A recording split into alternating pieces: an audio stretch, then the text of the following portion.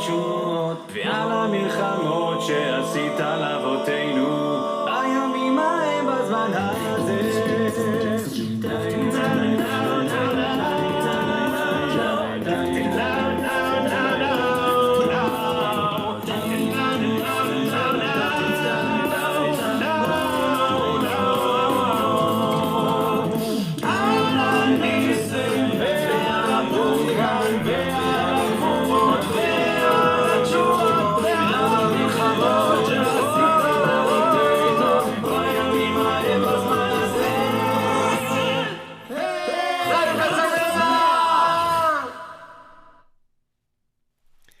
Hag Hanukkah Sameach! How are you, my holy sisters and brothers? A happy Hanukkah to you. That was Keep Alive singing, a prayer that we say as we light the candles, and throughout these 8 days we add it to our daily prayers, and we say, I just had it in front of me. Hold on a second. Oh, never mind. Anyway, we thank God for the wonders and miracles and saving us for the miracle that happened in those days at this time. Al Hanisim.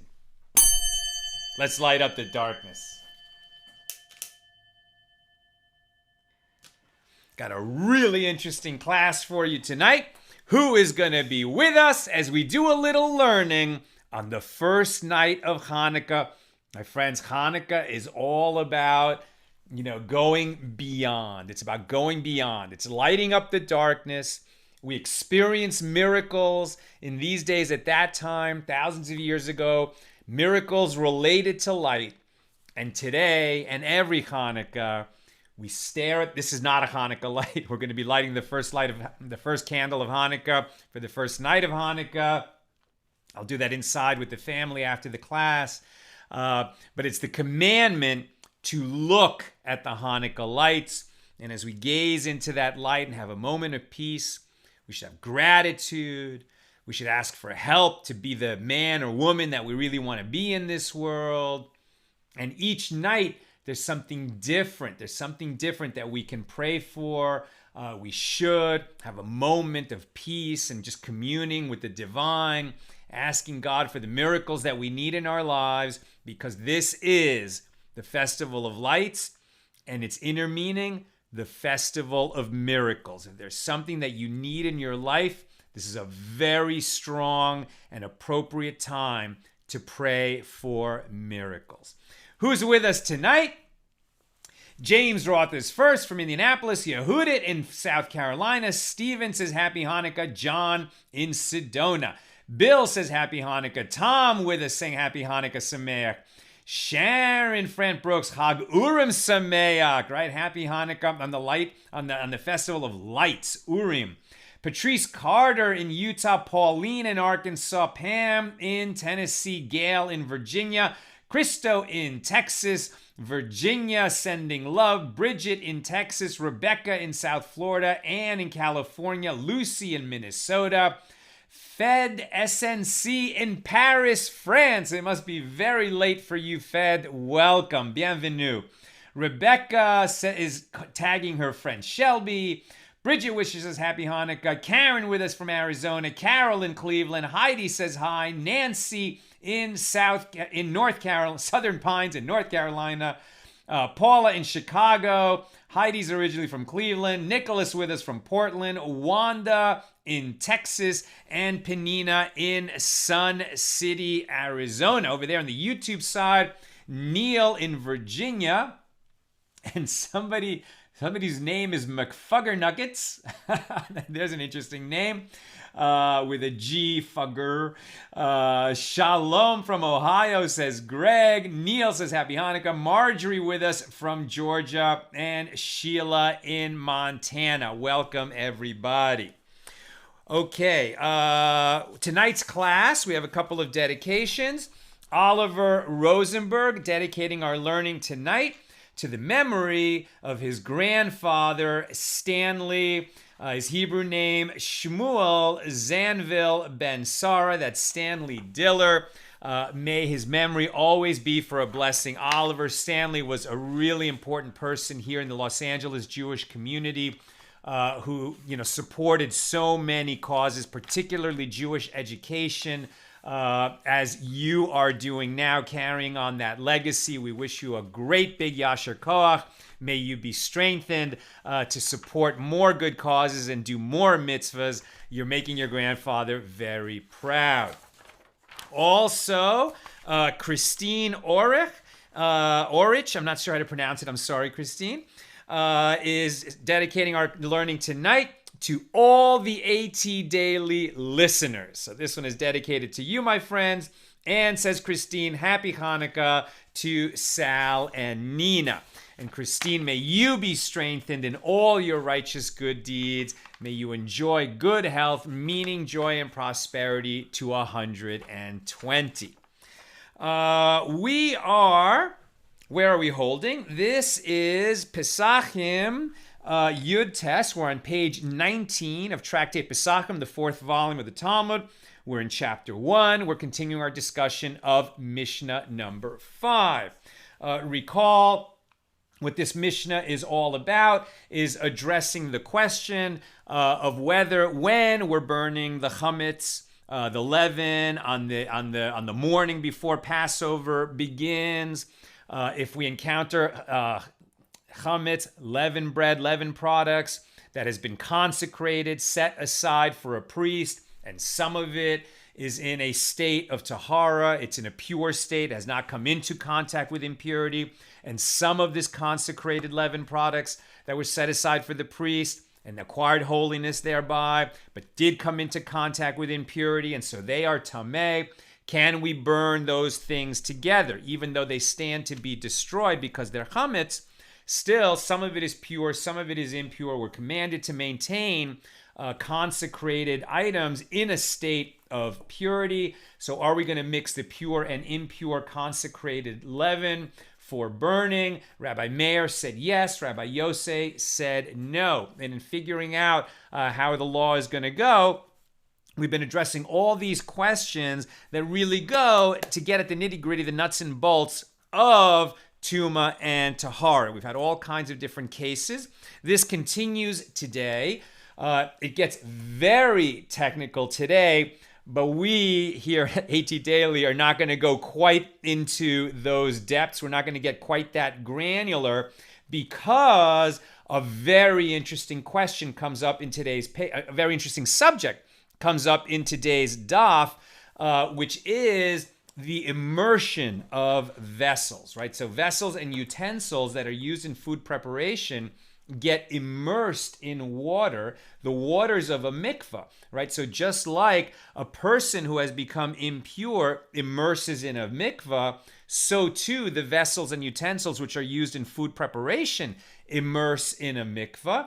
And that's necessary for a Jew who's following the law and keeping a kosher home.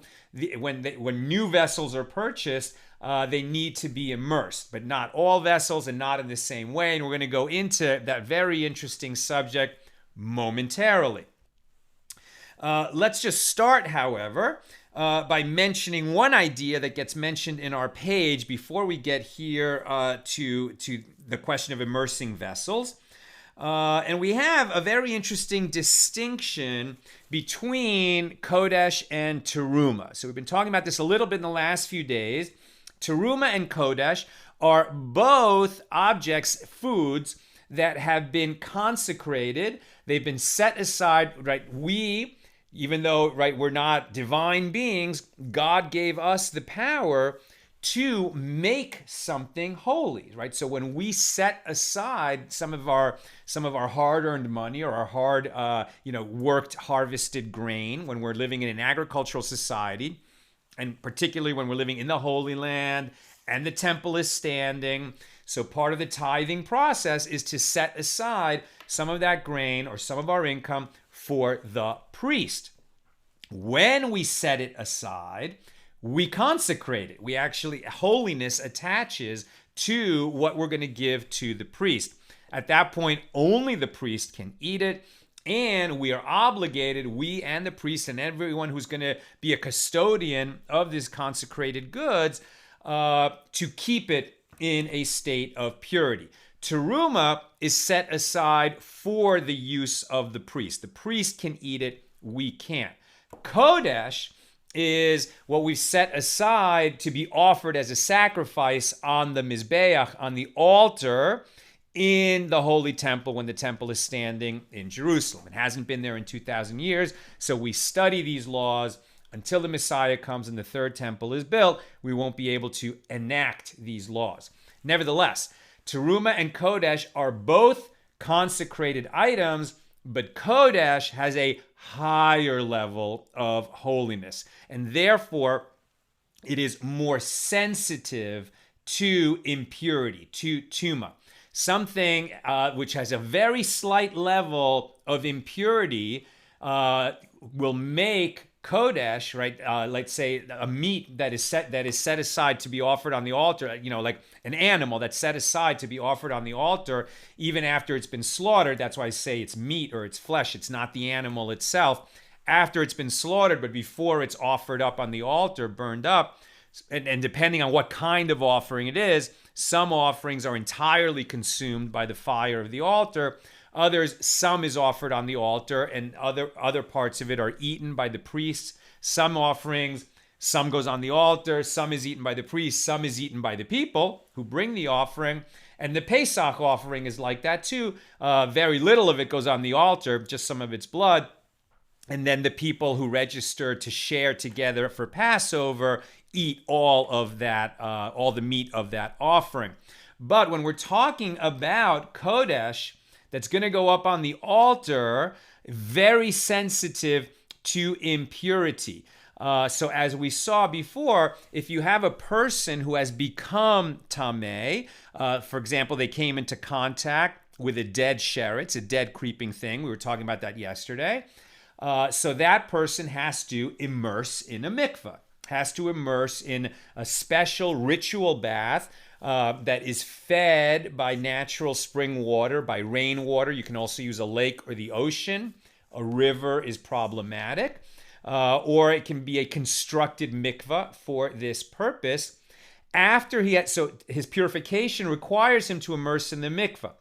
After he comes out of the mikveh, he's done the immersion purification, but his process of purification is not complete until the day ends, until nightfall and the new calendar day begins. All Hebrew days begin at nightfall. So this person is known as a Tevel Yom. And so a Tevel Yom has the capacity, while he's awaiting nightfall to come, he can render both teruma, set aside for the priest, and kodesh, set aside for the altar, unfit. He can make it pasul, even though he's basically purified, he's immersed in the mikvah, because his purification process is not done. If he was to touch chulin, non-sacred food, he would have no effect on it. If this person touches teruma or kodesh, he renders it pasul, unfit. There's another kind of person who had an impurity, some kind of impurity, like for example, a person who has certain emissions, certain liquids come out of this person, or they've been a mitzora. They've had tsaras, which was a physical manifestation of a spiritual malady. It existed in ancient Israel, doesn't exist now. So when this person finally gets through, the source of impurity, he's healed from it, he doesn't have that anymore, then he immerses in the mikvah, but his purification process still requires two more things. Not only that nightfall comes and a new day begins, but that even the next morning, he has to bring a specific offering on the altar in the temple. So that person is called somebody awaiting atonement. He's already immersed. Nightfall has come. He's just waiting to bring his offering the next day to finish his purification process. One who is awaiting atonement, if he touches teruma, consecrated food set aside for the priest, doesn't have any effect on it. But if he touches kodesh, consecrated food for the altar, the highest level of purity, highest level of holiness, which is most sensitive to impurity, he would render those offerings unfit. So that's where we see the distinction between teruma and kodesh. Kodesh is a little bit higher, it's a little bit more holy, a little bit more sensitive to impurity, and the one who is awaiting atonement, capable of transmitting his impurity and rendering unfit kodesh, but not teruma. Likewise, if we have, for example, and this is a law we learn on today's daf, if we have some fruits in a vessel, right, in some kind of a bowl, let's say a vessel, let's say it's a metal vessel. Why are we talking about fruits? Presumably these are fruits that are the first fruits which have been brought to Jerusalem to be offered, first fruits. Bikurim, there's special laws of when fruits are offered, but they are now sacred foods. If they're in this vessel and a sheretz falls on one of them, right, so the dead creeping thing falls on one of the fruits in the vessel, it's going to, but it doesn't touch, the creeping thing doesn't touch the other fruits. So I'm sorry, forget bikurim, that wasn't correct to talk about. The point is this: if the creeping thing touches one of the fruits but not the others, if the fruits in this bowl are teruma, that they have been set aside for the priest to give it to him as part of a tithe, then only the fruit that touched the dead creeping thing is rendered unfit, and the priest cannot eat it, it needs to be destroyed. But if the fruit in this bowl is kodesh, right, so that would be bikurim, that it's going to be offered in the temple, then it's at a higher level, more sensitive, and so even the fruit that didn't touch the sheretz is going to be rendered unfit because the vessel that they're all in is going to join them together as one unit. That only applies to kodesh. It doesn't apply to teruma. So that's another example where things that are consecrated for the altar are at a higher level of holiness and more sensitive to tuma, to ritual impurity, even than teruma, which is consecrated, made holy, but just for the use of the priests and not for the altar. In other words, teruma is food for the priests, kodesh is food for Hashem, for God, right? Obviously, God doesn't need our food. God, we're in God. God is everything. But it's metaphorically understood that things that are offered on the altar are called food of the Lord, right? Because they're going to be only for God. And so therefore, they have to be brought of the highest quality, the most holy, and the most pure. Okay. Very good. And Rabbi Akiva extends this decree about that a vessel, things that are contained in a vessel, if they're kodesh, if only one of them becomes pasul, all of them become pasul, unfit, because the vessel joins them together into one unit. Rabbi Akiva extends that law to other substances which actually are not food, but are for the altar. What is he talking about? He's talking about either the fine flour, okay, that is a food stuff, but also the incense, the frankincense, and the coals, right? So there was also an incense altar in the temple. And if you were traveling to Jerusalem, then traveling up to the Temple Mount when the temple was standing, you would see this thin stream of smoke rising from the temple continuously. And this is the incense that was being offered up on the altar. And you would smell it, and there was both a visual and a olfactory beauty to coming to the temple. And it was, this is one of the things that would sort of help instill awe as somebody was approaching the temple.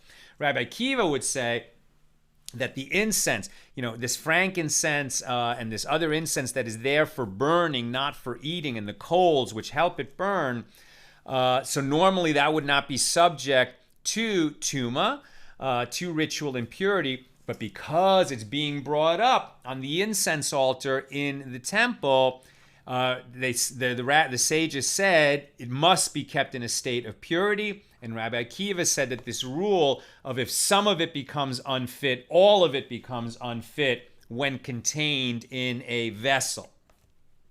Another interesting law, I'm going to read it to you, and this is going to be the sort of launch point for our discussion of kosherizing, why and how we kosherize. That's not, I don't know how many people use that word. That is a word we use. I don't know if it's English. But why we immerse vessels even today so that they're prepared for use in a Jewish family's kosher kitchen. All right, so here is the law that's on today's daf. We learned the halacha, the law of vessels, when we learned in a Mishna.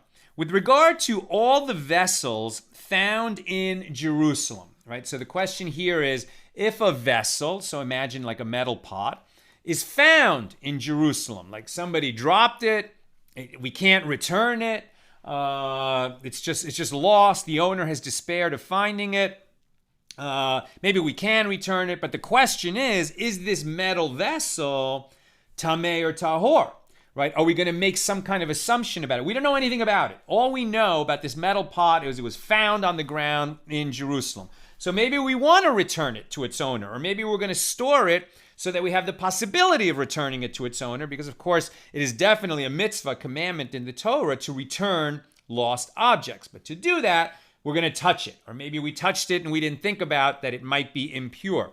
So then the question is, do we just not know?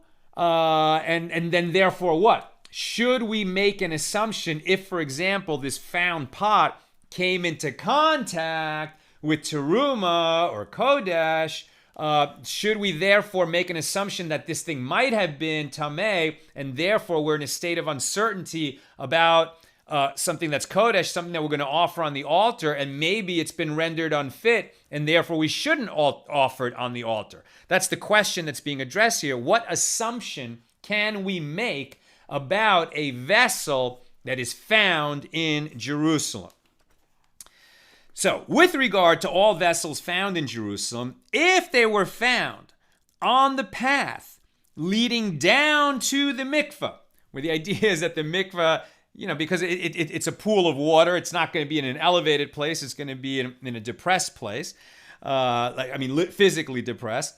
So there's a path leading downhill to the mikveh. So says this Mishna, if they were found on the path leading down to the mikveh, to the ritual bath, they are presumed to be tamei, ritually impure. Why? Because these vessels were probably not yet immersed, as people typically bring tamei vessels, impure vessels, to the mikveh, to the ritual bath. By inference, all other vessels found elsewhere are presumed tahor, pure.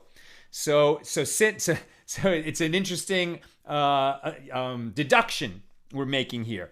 So the Mishnah is saying that on the path leading down to the mikveh, if you find the metal vessel there, probably somebody dropped it when they were on their way to immerse it and purify it in the mikveh. So it never got immersed, but it was on its way to the mikveh, so probably it needed immersion.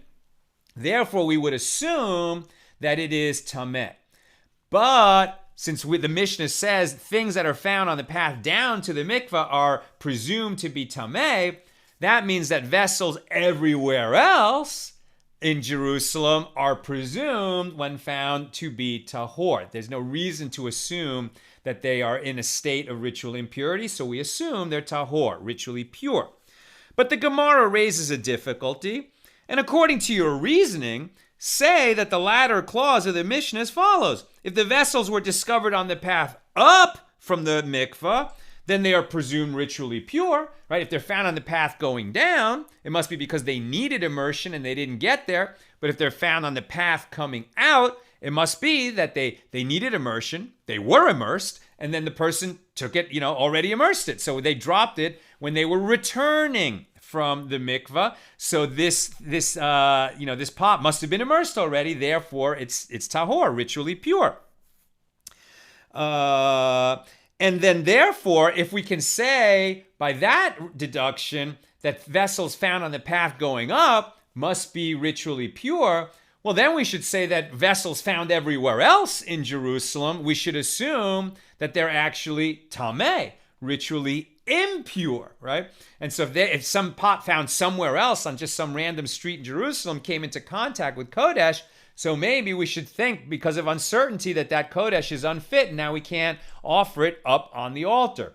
Now that would be a really big decree to make, because people walk a long way, right? In ancient Israel, when they went out, they made that pilgrimage up to Jerusalem. They might have walked for a week to get there. They might not be very rich people. They might be very poor, and they really saved up for a long time in order to bring a pure and unblemished animal up on the altar, and they were getting ready to do that, and now it's been rendered unfit because of some random pot that was found on the street of Jerusalem?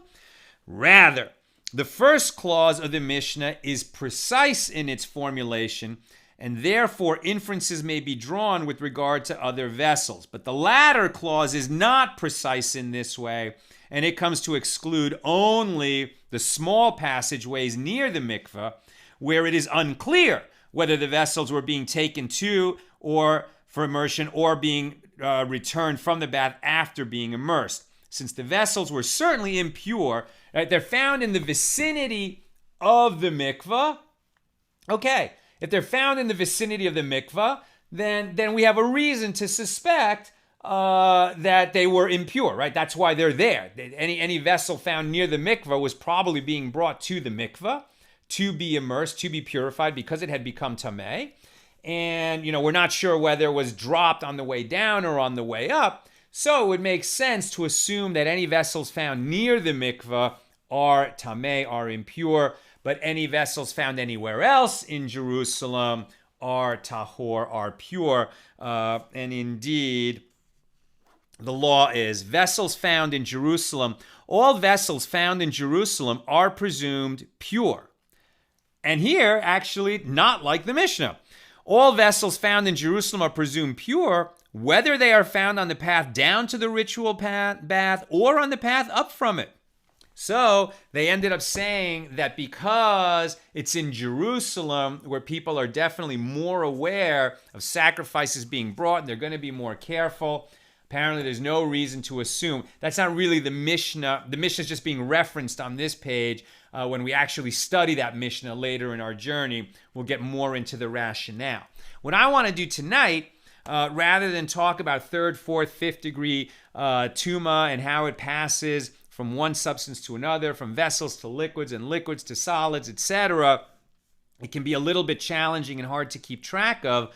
Now that we've encountered this idea that we immerse vessels to purify them, let's talk a little bit about how that is a law that we still observe today. We haven't had a temple in 2,000 years, but we do very much immerse our vessels in a mikveh, often called immersion of a vessel. It's called toiveling. Toivel is to immerse. But when we speak of toiveling, we're saying that, are we going to a toivel mikveh? It's to immerse our vessels and utensils prior to using them in a Jewish home's kosher kitchen. So let's learn a little bit about the principles of the toivel mikveh process. So this is all based on a verse. Let me get this in front of me. On a verse in the Bible. This is in the book of Bamidbar, the fourth book of the Bible. In English, Numbers. It's Numbers 31:23. Okay, so 31:23 reads, whatever is, and where does this come from? It was after the children of Israel wandering in the desert had a battle with the Midianites, and the high priest at that time, it was Elazar? Why was it Elazar? Well, it was Elazar. So maybe this is after Aaron died.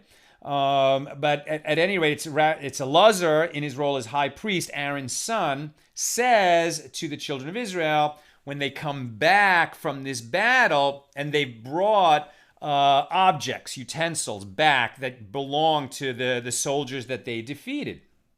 So they say, whatever is used in fire, you shall pass through fire, and then it will be clean. It must, however, also be cleansed with sprinkling water, and whatever is not used in fire, you shall pass through water. Okay, so from this, the sages are eventually going to learn out a whole bunch of laws. So first of all, that which passes through fire. So these utensils belonged to non-Jews. Non-Jews, there's no reason why they would be following the laws of kashrut, the kosher dietary laws of what Jews are allowed to eat and not allowed to eat. They apply to Jews, not to non-Jews. So non-Jews owned these vessels and utensils. They were clearly eating non-kosher foods from them. So if we are now going to bring those utensils and vessels into our domain as Jews, they have to go through some kind of a process. And basically, there's two things that have to happen. Number one, all traces of non-kosher food have to be removed from them. It's not enough to wash it. We're going to have to use fire, right? And so that's why it says pass through the fire. There's different ways to do that. These days, for example, if you're Jewish but you haven't been keeping kosher, and then you're going to, step up your level of observance and have a kosher kitchen, you're going to have to kosher. That's the verb in Hebrew, kosher, in English kind of kosherize, your pots and pans. Does that mean that we have to, build a big bonfire and somehow pass the pots through a bonfire? No, what we actually do is boil water in them. Right, so you fill the pot near the top with, and bring water to a boil, and then put a pot that's already been koshered kind of into it, so the water rises to the top, and now the whole interior has been koshered. We've removed all traces of non-kosher food that might have been in there. So things that pass through, that are made in fire, that can be passed through the fire, go through the fire. Things that have not come into contact with hot food actually don't need fire. They just go to the next step. So once these things have been, kosherized in terms of going through fire, boiling water, etc., now they become like a new vessel or utensil. And things which are new and which have had all non-kosher foods removed from them through some kind of fire or boiling process are now ready for immersion, right? So immersion is what we're going to be talking about. And then immerse in what? What do we immerse them in? And the sages learned out that we immerse these vessels and utensils in the same waters that a nida immerses in. A nida is a Jewish woman who has had her menses, her monthly cycle, and then counts her clean days, 7 days after the flow has stopped, and then she immerses in the mikvah. During her whole time of the monthly cycle and the 7 days afterward, she and her husband are prohibited to each other. They can't physically touch. Then she immerses in the mikvah, awaits nightfall, and then they become permitted to each other. Usually the woman immerses after nightfall, so there's no waiting. And then at that point, they're permitted to each other. So what is a mikvah? A mikvah is a ritual bath that basically depends on some kind of a spring, right? It has access to a spring of rainwater. I mean, we have them in the city. I'm not going to talk about the technical plumbing details of how mikvahs are made, but you can immerse in the ocean, you can immerse in a lake. Rivers are problematic unless you're in a kind of a small river that's close to its source, and its source is some kind of a spring. But generally, we would immerse either in the ocean or a lake, or a constructed, a man-made mikvah for the purpose. A swimming pool is not a mikvah, right? It has to be fed in some way by a source of rainwater. And of course, there's many particular laws for that. But the point is, the mikvah for immersing vessels and utensils is the same as a mikvah for a nida. Okay, so let me just catch up here. All right, we removed all non-kosher food. Also, if it's a new vessel or utensil, a pot or pan, or something that you use in food preparation, you buy it new. If it had like a price tag on it that was a sticker, so you'd have to take the sticker off and any glue that the sticker left behind. This can be so annoying when you're koshering vessels and utensils, but there can't be any interposition. Just like when a woman immerses in a mikveh, or when a convert to Judaism, male or female, immerses in a mikveh, there can't be any interposition between the body and the water. Likewise, for the vessels and utensils, remove all the stickers, remove any glue that held the stickers there. Okay, and now what you're doing, right? So the whole theory of this, as it says in the Jerusalem Talmud, in Tractate Avodah Zarah, is that you are bringing that this vessel or utensil has been outside the domain of the Jewish people and is now coming into the domain of the Jewish people. When it was outside the domain of the Jewish people, there was no reason why it couldn't be used to eat non-kosher foods. Now that it's coming into the domain of the Jewish people, it needs to be purified so that it's ready to sort of be among this people. And so then you would ask, well, wait a minute, if it's a new pot or pan, it never came into contact with any food at all. Why? There's no chance that it came into contact with non-kosher food. Why does it have to be immersed if it's brand new? And the answer is because it was outside the domain of the Jewish people and it stood ready to be used for non-kosher food. Even if it didn't actually come into contact with it, it was prepared for that use. It could have been used that way. It had that potential. It was outside of this domain. Now it's coming in. It has to be made ready for use in the Jewish home. And this is all about food preparation, right?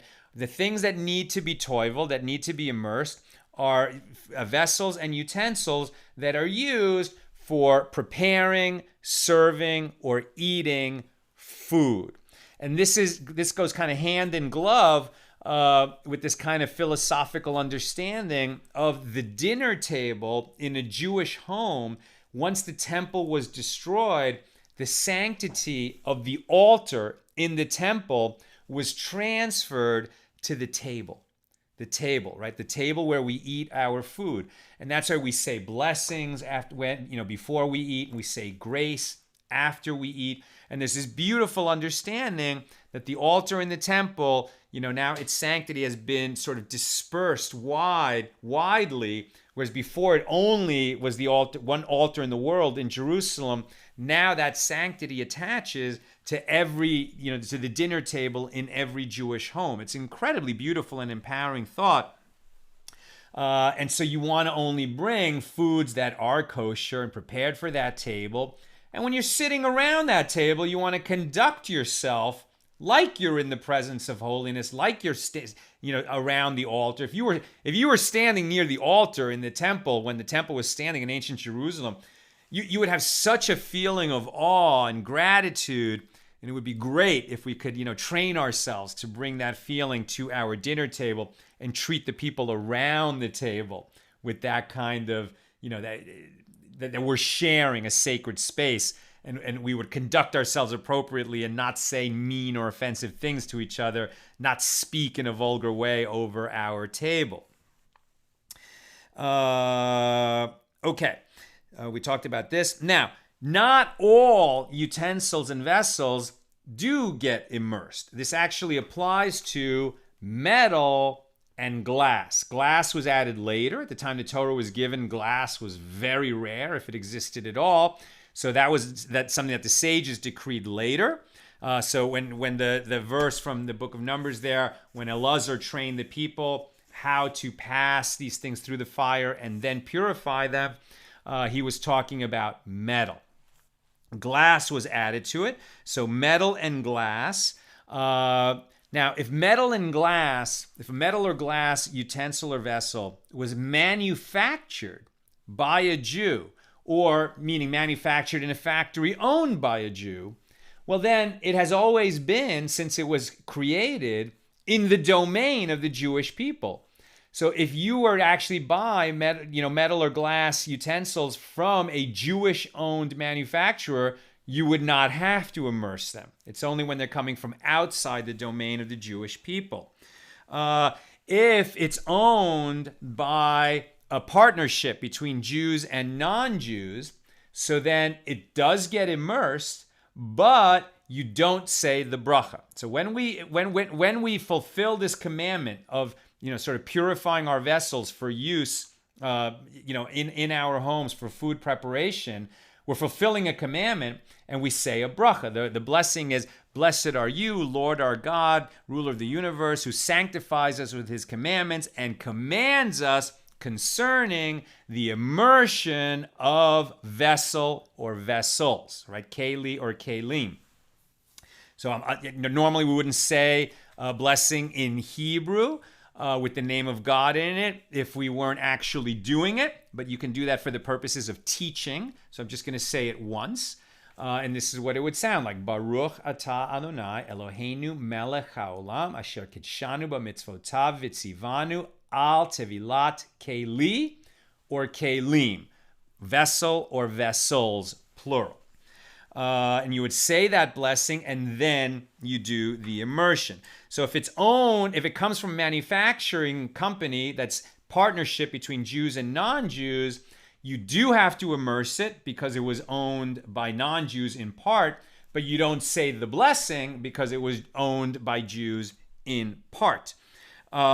Interesting that, and I didn't know this, that law, that principle that you immerse without a bracha applies to vessels and utensils purchased from a publicly listed company, right? So if it's a publicly listed company who has stockholders, presumably at least some of those stockholders are Jewish, so that's a Jewish and non-Jewish ownership in partnership.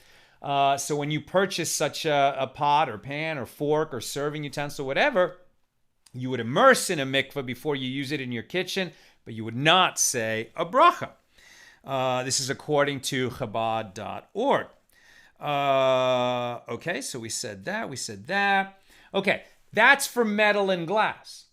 If it's a wooden serving spoon, we don't immerse it. If it's made out of stoneware, right? So if it's made out of clay or stoneware, we don't immerse it. Doesn't apply. If, however, it's china or ceramics, right? If it's glazed, right? If it's something that's ceramic or glazed, china, then yes, it gets immersed, but no, we don't say a bracha. We don't say the blessing, right? It's a little bit of a hybrid issue. It's a little bit uncertain. And the way that the custom has been arranged is that we immerse china and ceramics, but we don't say the blessing. If it's made out of plastic, most opinions say we do not need to immerse it in the mikveh before using it in our kitchen. Some opinions say, yes, you immerse plastic, but all agree that even if you immerse it, you don't say the blessing. You're not fulfilling a commandment by immersing plastic utensils. If it is made mostly out of metal and glass, but it has some wood in it, follow the majority of the object, mostly metal or glass, immerse and say the blessing. If it's mostly wood and has a little bit of metal and glass in it, then we do immerse it because of the metal and glass, but we don't say the blessing. If it's really all wood and it just has like a little bit of metal filigree, kind of like a decoration, then we do not immerse it. If it's disposable, right? Disposable bowls, disposable plates, disposable, knives and forks, etc.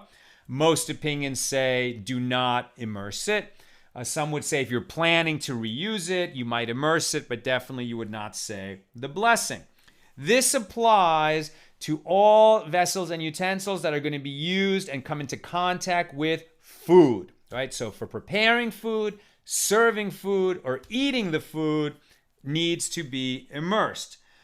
But a utensil that doesn't come into contact with food, like a corkscrew, it's used in sort of conjunction with our meal, but it doesn't touch the food, so you do not immerse a corkscrew.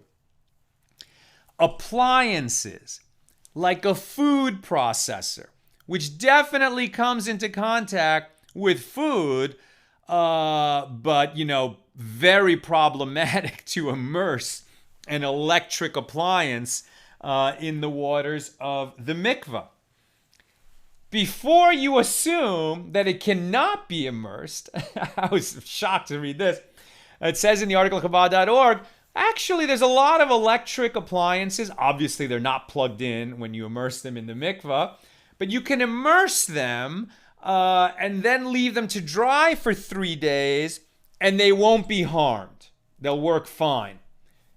All I'm saying about this is if you're considering doing this, do some careful research before you do it.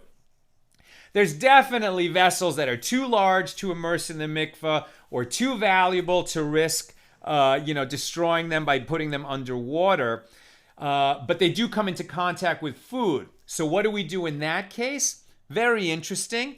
We take them apart or even break them in some way where they can be put back together.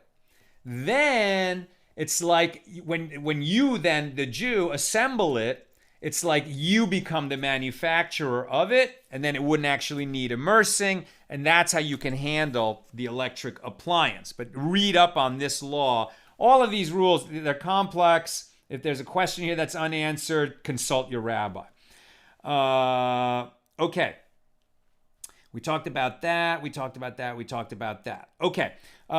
What constitutes a mikvah? We discussed. It's like a women's mikvah, not a men's mikvah. Men, especially in the Haredi Hasidic community, do immerse, some every day, some every Friday, so other kinds of frequency. But a man is immersing in a mikvah for sort of kind of like spiritual reasons, and it's a custom. He's not fulfilling a mitzvah. He's not fulfilling a commandment. So when men immerse in a mikvah, they don't say a bracha. And so the rules of what is okay for a man to immerse in his mikvah, much looser than for a women's mikvah. But when you immerse vessels, it has to be like a women's mikvah, not like a men's mikvah.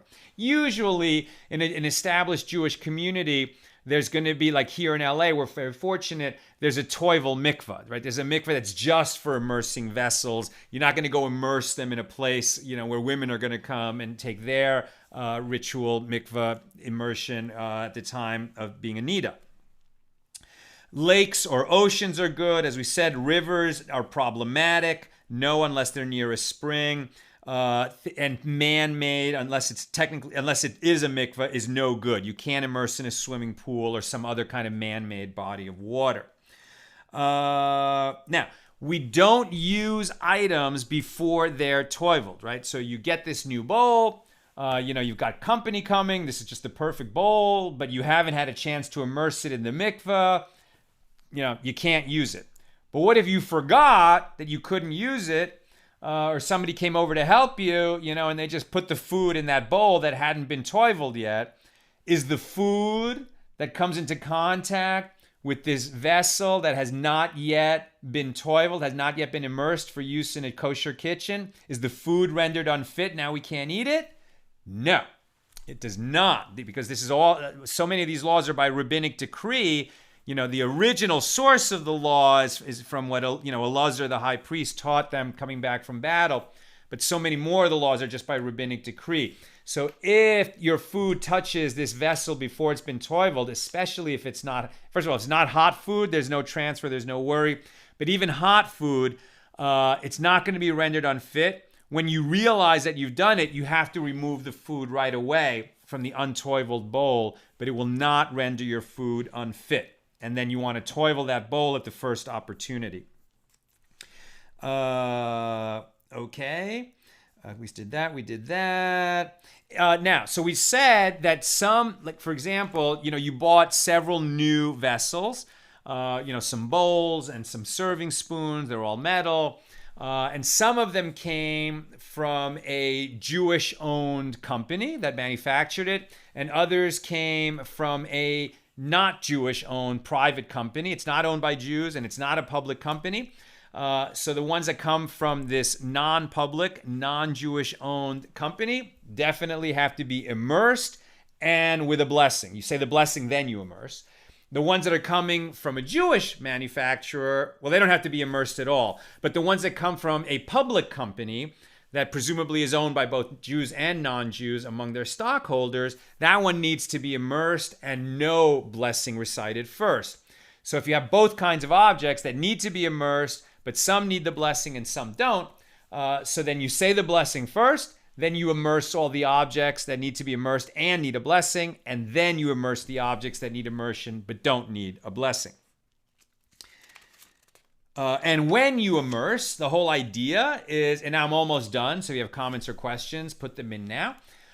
So when you immerse these vessels or utensils in the waters of the mikveh, what you want is that every inch, every square inch of the object comes into contact with the water of the mikveh. So if you're holding it in your hand and you put it in the water, the part that's in contact with your hand isn't coming into contact with the water. So what you want to do, you put it in with your hand and then underwater transfer it to your other hand or move it around in your hand so that the water gets to every part. When people are doing like a whole bunch of silverware, new knives and forks and stuff, like a couple just got married, they received all these gifts, a full set of dinnerware. You got like 30 forks, 30 knives, 30, you have so much silverware, you're going to go one piece at a time. It'll take forever. So you can put them all in a mesh bag, immerse the mesh bag because they're all kind of bunched together. You want the water to get in and touch every part of every knife and fork. So you just shake the mesh bag inside the water and you can assume that all of the knives and forks, etc., were touched by the waters of the mikveh, and then you're good. We talked about that. If you're in a situation, right, where you're away on vacation and you need to use some vessels and they're not, you can't toivel them before you use them. If possible, like break them in some way that can be fixed. So then it becomes new for you and it's always new, like it's as if you manufactured it. And then you can use it.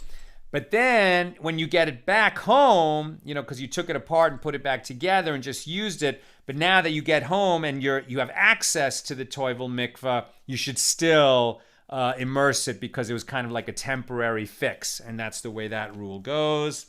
We do not toivel on Shabbos or Yom Tov. We don't immerse vessels on Shabbos or Yom Tov to prepare them for use. Obviously not on Shabbos. We can't cook on Shabbos anyway. We can serve food with, serving spoons, and we might need serving spoons. Can we immerse them on Shabbos? No, we don't immerse on Shabbos, and we don't do it on Yom Tov on holidays either. Major holidays like Passover and Shavuos and Sukkot. And finally, the last rule here applies to Passover, which is what, that's the volume of the Talmud that we're in, the laws of Passover. So we sell our chametz, right, our leavened products, to a non-Jew before Passover begins. We're going to burn our chametz, but usually what we do is we burn a little bit of chametz so that we participate, in destroying the chametz as we've done for thousands of years. But you don't take everything that's chametz out of your kitchen to burn it. Usually what we do is we put it all in a sealed off area. And we discussed this before, that it's almost like there should be partitions around it so we don't come to use it by accident.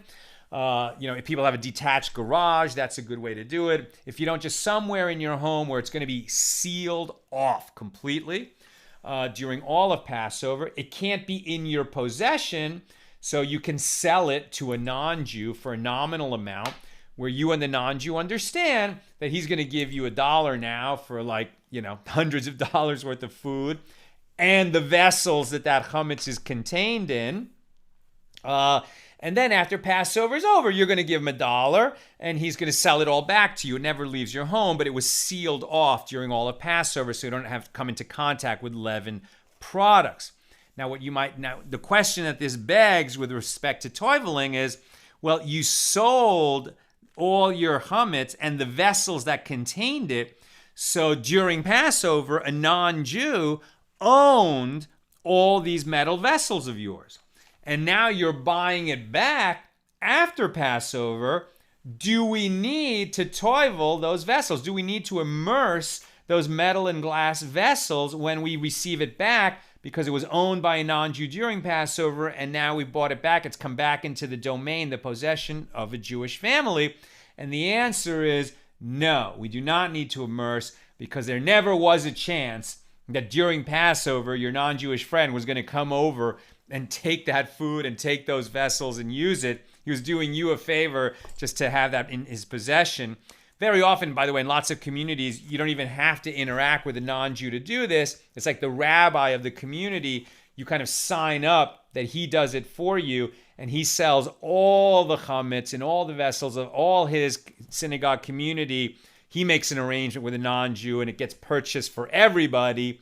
And then after Passover, it gets purchased back, and then we can start using our chametz again, our leavened products after Passover, and the vessels that contain them without toiveling. All right, that's what I've got for us tonight. Let us look at comments or questions. Janice, my new flatware from Bed Bath & Beyond arrived tonight. I toivel with no bracha. That seems like yes, right? Because Bed Bath & Beyond, I assume, I don't know if it's a public company, is it? But if it's a public company with stockholders, then you would assume owned by both Jews and non-Jews. So you would toivel without a bracha. Now, this was a kind of general discussion. For that question in particular, you can actually Google the question and make sure. There might be a list of companies that are owned completely by Jews, that are in partnership, non-Jews and Jews, or owned completely by non-Jews. You might want to look that up. And I'm already hearing that some people have never heard this thing about a company owned in partnership with Jews and non-Jews that you immerse and don't say the bracha. So I feel like that needs further research. You might want to check with your rabbi about that. But the article, the extensive article about this on Chabad.org says that.